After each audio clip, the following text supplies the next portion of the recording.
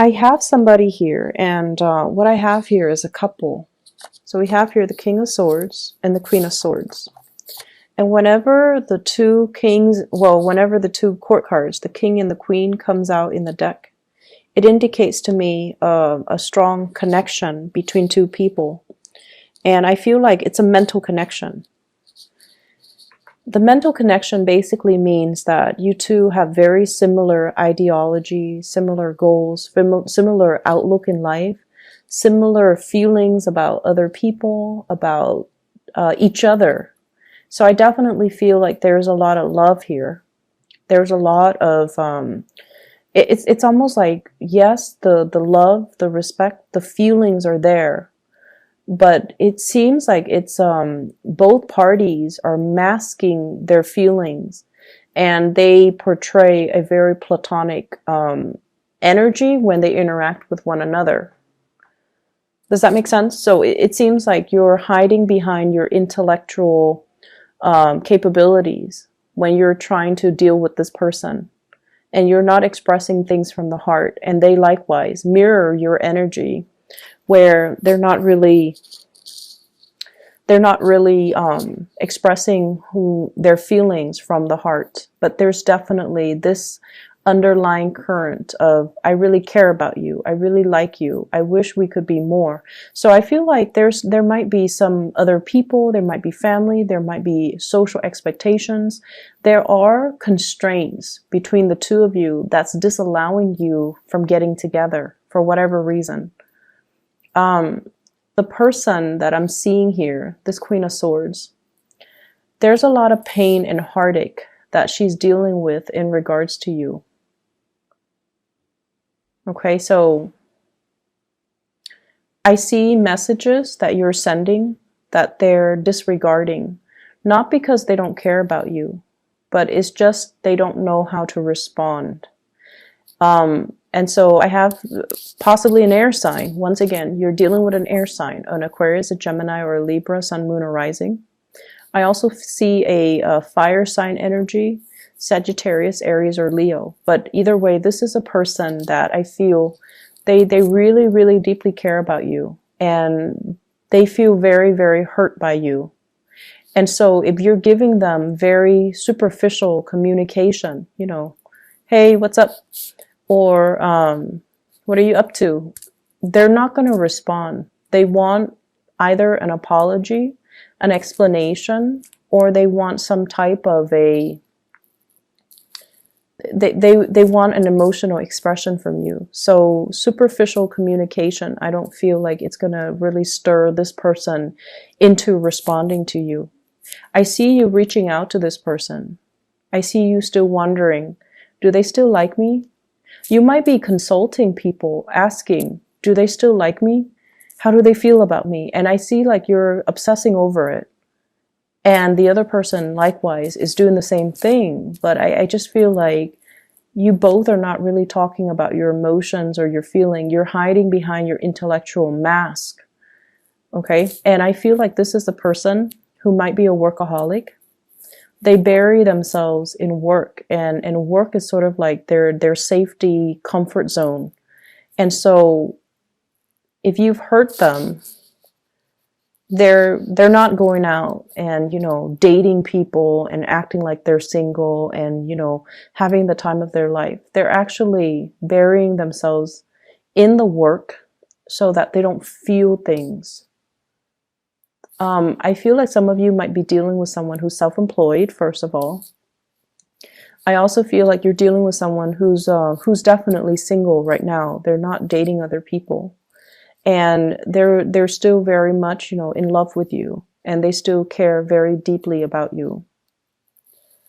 I feel like you've been living under other people's expectations for too long. Family expectations, cultural expectations, social expectations, and you have been doing things exactly by the book. You've been living like a very safe existence because you might not want the backlash, or because, you know, there's safety and security. And I feel like your mentality is more like, you know, if it's not broken, don't fix it. And it's like traditions persist because they work For whatever reason, they work. So let's not go against the tide. Let's just go with the flow. And I also feel like this is somebody that really, you know, they chart their own course. They're a trailblazer. They're a maverick. And their independence is what really, you see it as a little bit of a threat. Okay? Because you're somebody that is very, very traditional. And when you do things, you really, really think things through. And you feel like this person is a little bit too reckless. I don't feel that they're reckless. It's just they're used to taking care of themselves. They're very self-sufficient. They're independent thinkers. They're independent doers. So they're going to chart their own path, and they're going to follow their own, the beat of their own drums. And in a way that, you know, nonchalance, I feel like it doesn't sit well with you. And that might be why you're afraid that, well, if they're like this, maybe they're also very loose with relationships. So you might think that they get around. You might think that they have multiple options. They definitely have a lot of people that are interested in them, but I feel like, you know, they're devoted and loyal. And a big part of you might not trust that or might not believe that about the other person. What I'm seeing from your end here, I feel like there's some regrets from your end. Regrets that somebody is leaving. They might be leaving, they might have left already, or they might be leaving soon and starting something new. So I feel like some of you are a little bit kind of saddened by it. You put on a brave face, but I also feel like you want a change of scenery. You want to move. You want as well to walk into the next phase of your life. I don't know what that means exactly. I feel like for some of you, this could be, I want to live my life. I don't want to be bogged down by other people's expectations. I've been doing that my whole life, and I just want to live my life. I also feel like a home environment that's a little bit too crowded, either physically crowded, there are too many people, or energetically too crowded, too many people's expectations, too many people telling you how to do things, and not enough peace and harmony. And I also feel like you're being questioned with everything that you do. Why did you do this? Why did you do that? It could be questioned from higher ups, questioned by the people around you, or just, you know, everything that you do, you feel like you have to give a response, explain yourself. And you feel like I'm at a point where I'm a perfectly rational, capable, trustworthy person. I don't need to explain to anybody. Why should I need to explain every step of the way? Why can't people just know my intentions, just understand my intentions?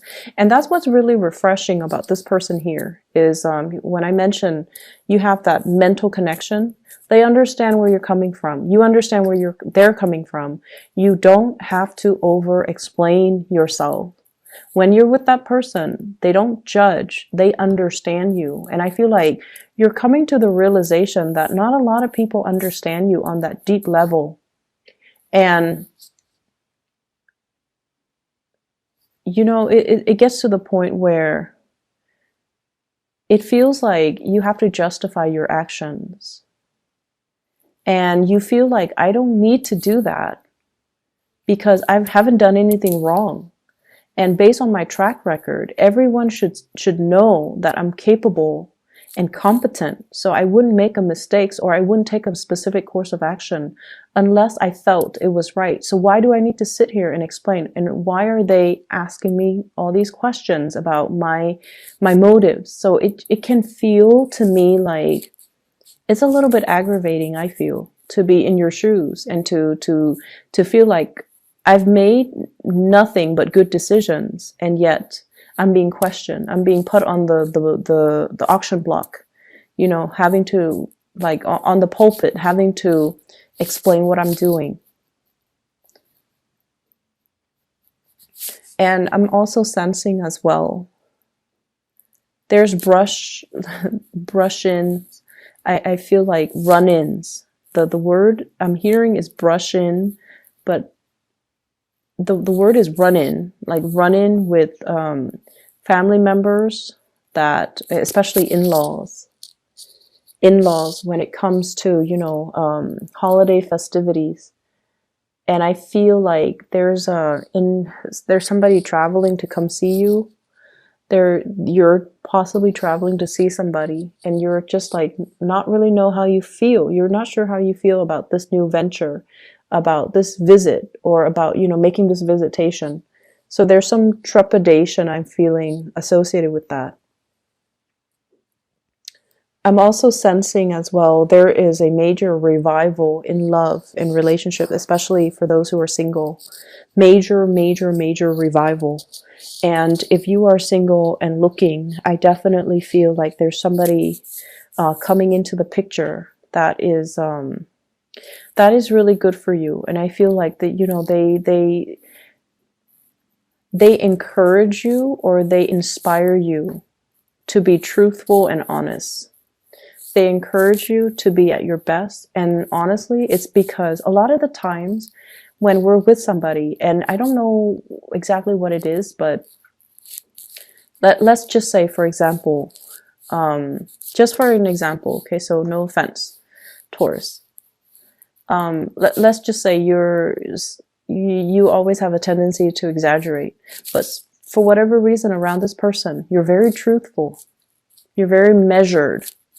And let's just say you have a tendency to, you know, brag about your income, brag about your accomplishments. When you're around this person, it's just those things don't matter. The pretenses that we put up, the facade that we put on, you know, like none of these things matter. And so I feel like they inspire you to be a better person. And what I feel though is the fact that they inspire you to be a better person, it's not really stemming from them, but it's more like they see the best in you. So you don't feel judged. You don't feel like they're weighing out how much you make. And also, a big part of you is this deep sense of knowing that these things don't matter to the other person. So why talk about it? If it doesn't matter, why talk about it? So I definitely feel like you're making a really good connection with another person. And I feel like there's a lot of passion that can be had, that's kind of brewing under the surface that no one's talking about, but it's definitely there. So you both are kind of hiding behind this facade, like, oh, who cares? But I feel like, you know, the feelings are there. It flows mutually. And I also feel like somebody is telling you to come visit. Somebody is telling you, you know, somebody is like looking at you. I see a lot of like checking up on you, looking at you. And I also see somebody who's, you know, they've either, if this is a new person, it's somebody that is different from you, very different from you culturally. I see like waves, I see the ocean, so they could be, you know, different in nationality from you, different in culture, different in language. So there are a lot of differences between the two of you. And as a result, it might not feel like a safe choice for a Taurus. Like there are too many differences. There are too many things that we have to overcome. So I'm not really sure I want to invest the work and the time in. But I feel like you're very fascinated by this person. I'm also seeing as well, many of you are kind of, I'm seeing like news communication from overseas over a large body of water. So for example, if we're in the continental US, it could be Alaska, even though that's not exactly, you know, outside of the United States. It could be Hawaii. I see like from the Pacific. So news coming from the Pacific, like the Pacific Islands, or those the area in the Pacific. So communication from family, news from far away. And then I'm also seeing a lot of career opportunities that people are bringing to your attention. I don't see you doing anything about it, like putting in the job application or doing anything like that. But I feel like you're reading it, you're noticing it, you're bookmarking it and storing them away for a later date. And I would say time is kind of ticking. So if you're interested, just, put in your bid and see what happens. Because I feel this element of time. I feel like there are a lot of things that you want to do, but I feel like you are constrained by family expectations. Okay. There are a lot of things that you want to leave behind. There are a lot of things that you want to execute, a lot of things that you want to get off the ground, a lot of things that you've been dreaming of doing, but you're afraid of censorship. You're afraid of not getting the support that you need from the people that are really dear to you, not just some random strangers on the street, but family expectations. And I feel like there's a big family for many of you, big families. So it's like there's a lot of people, a lot of inputs. And it seems like you don't feel like you can get their support, and so you don't do it. But I feel like these ideas are bursting forward, and it's really asking you to honor your truth, and to honor the things that really inspire you, and to not live your life under somebody else's thumb, but really, really take the active steps to live your life.